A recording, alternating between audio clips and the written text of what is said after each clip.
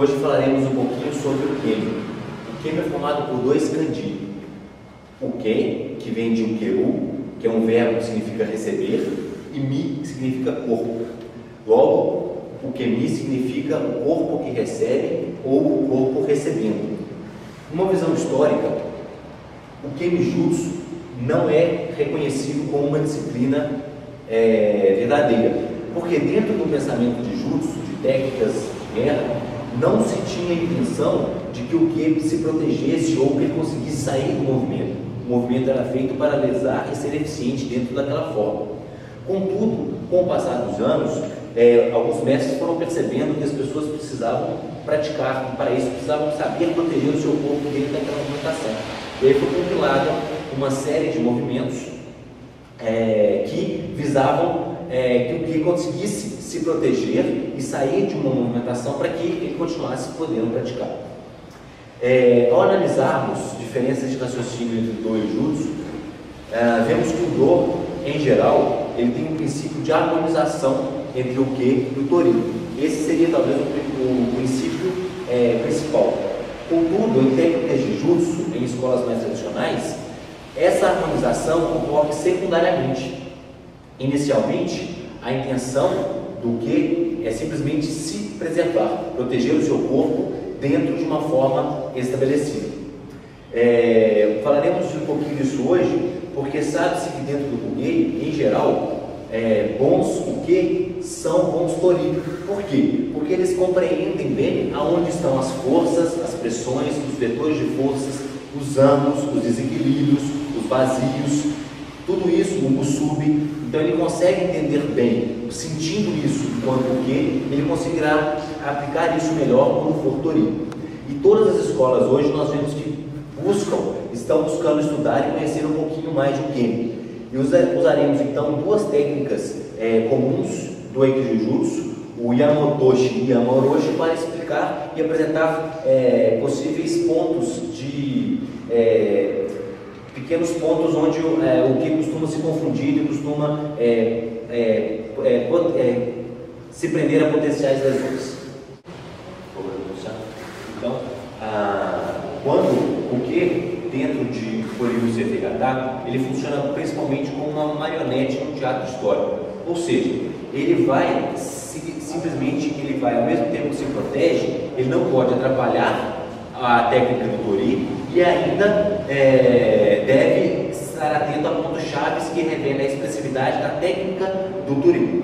Por isso, ele tem que conhecer o contexto histórico no qual aquele ataque está inserido. Então, por exemplo, quando a gente faz decubitório, aprisionar o punho, existem várias formas diferentes de decubitório. Pode se pegar dessa forma, invertido, com as duas mãos, pressionando.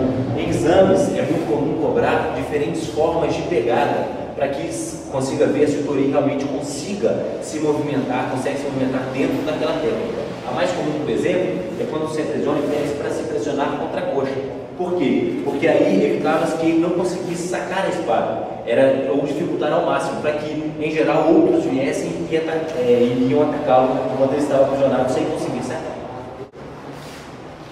Um erro comum que nós temos em Kemi, dentro dessa movimentação, é que uma das formas de Ushiro Kemi é aquela na qual o Uke, ele apoia um dos pés no chão, dobra um dos pés, deles cai para trás. Essa é uma das formas que temos de Ushiro Kemi. Então, a primeira delas, a mais básica que vemos logo nas primeiras aulas. Portanto, ao querer fazer, ele se confunde e, em vez de dobrar a perna que está dentro, cedendo então ao vazio que é criado pela técnica, ele dobra a outra perna. Só que com isso, ele joga todo o seu peso para o lado contrário da direção do movimento. E isso geralmente causa lesões no cotovelo e no punho, principalmente. A outra forma seria quando ele mantém as duas pernas juntas, e dessa forma é muito mais difícil que ele se mova sozinho. Ele vai conseguir se mover apenas quando a técnica é executada de maneira mais forte, caindo no vazio criado pela técnica. É importante conhecer essas duas formas, essa variação do Ushiro Kemi, Porque em algumas formas, dependendo da forma como o tori passa, da forma como o hará dele está colocado, existe um peso maior, uma pressão maior sobre o cotovelo e sobre a coluna, de modo que ele não irá conseguir de forma alguma mover as suas pernas, posicionando o seu pé para fazer aquele outro ukemi, até que o movimento exploda e ele caia para baixo. Então, em algumas situações é necessário conhecer essa segunda forma de ukemi para conseguir se proteger e cair corretamente, protegendo e resguardando o seu corpo dentro da técnica. A técnica então se inicia no momento em que o que? Fisicamente, a técnica se inicia no momento em que o que? Sai de uma postura natural, comum, e passa a ter uma postura ofensiva, invadindo uma ai do tori. Então ele vai e faz um tekitori, aprisionando o punho do tori. Nesse momento, quando a técnica se inicia, nós temos um musubi, que é uma amarração, uma junção entre o braço do tori e a mão do uke, e um kitomeru no ombro, ou seja, o ki fica preso no ombro do uke. Então, nesse momento, o uke, ao sentir o seu ki preso no ombro, ele precisa manter o seu corpo firme, mas sem ir contra isso, porque ao pressionar ou ir contra o kitomeru, ele causa o ki vai ficar preso em outros pontos do corpo secundariamente, e isso terá consequências negativas nas movimentações subsequentes. Provavelmente ele não conseguirá sair ou continuar a movimentação dentro dessa forma. Então, em seguida, o movimento então sai de uma linha reta para um momento de expansão, no qual há uma torção do punho do uke, e nesse momento muitos ukes tentam torcer o punho ao contrário ou compensar com o quadril. As duas formas elas são incorretas porque originalmente a técnica visava exatamente isso, que o uke tentasse sair disso, ou girando o braço ao contrário, ou então tentando puxar o braço na direção oposta. Só que isso, quando vemos a técnica originalmente, isso não é possível. Por quê?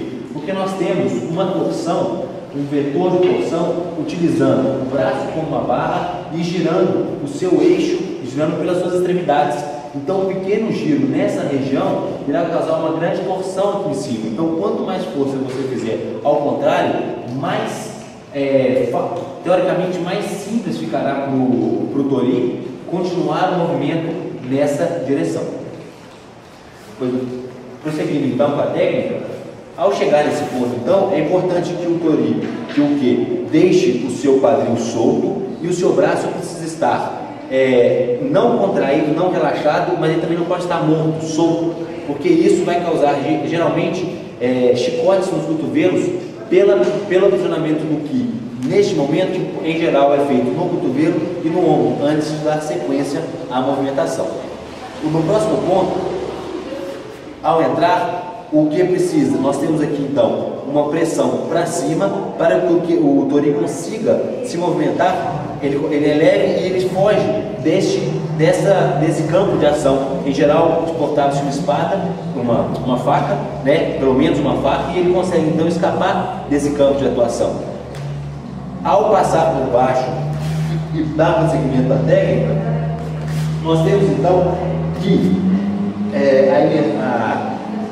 o movimento espiral do tori faz com que a coluna do uke dobre sobre si mesma, dando origem, inclusive, ao nome da técnica, Yamotoshi, que quer dizer, literalmente, deixar a grande montanha cair, ou, numa tradução mais romanceada, seria afundar a grande montanha. Então, a coluna do uke dobra-se sobre si mesma, e a contração do hará é para que essa grande montanha seja derrubada de uma forma violenta.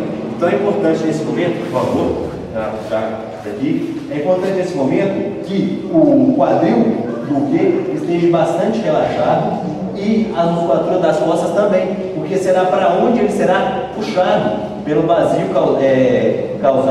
resultante da ação do hará do tori. Então é importante que ele deixe o seu quadril solto para que ele possa cair sem bater a cabeça, com o queixo colado no ombro, para que ele termine a movimentação.